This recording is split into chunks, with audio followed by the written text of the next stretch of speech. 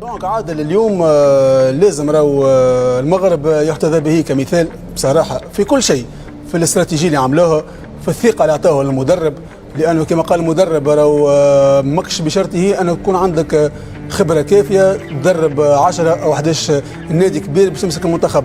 قال تنجم تعمل 10 نوادي وتدرب مليح، لكن لما تاخذ منتخب تفشل.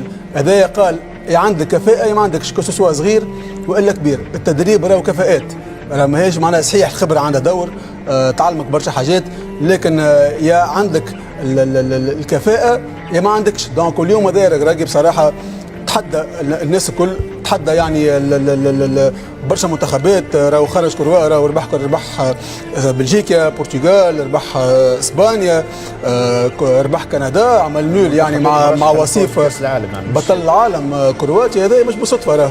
وزيد عاد الحاجه اللي عجبتني فيه المدرب هذايا بصراحه، انه حتى تلعب بالطريقه الدفاعيه ما لعبش بخمسه، لعب ب4-1-4-1.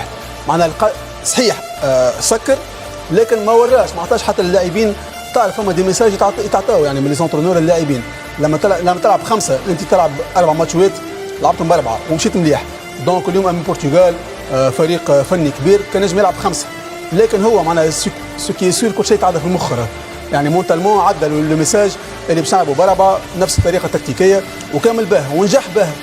وزاد الحاجه البوان المهم كيفاش تقنع بوفال يعني وزياش انهم يرجعوا يلعبوا بالطريقه الدفاعيه هذيك. راهو سي اكسترا اوردينير اللي عمله المدرب هذايا. راهو علاش قلت لك مثال يحتذى به بصراحه. المدرب ورى علو كعبه. انا بالنسبه لي انا اليوم الركراكي ان شاء الله ياخذ فرصته في التدريب على مستوى الاوروبي بعد كوب دي موند هذايا.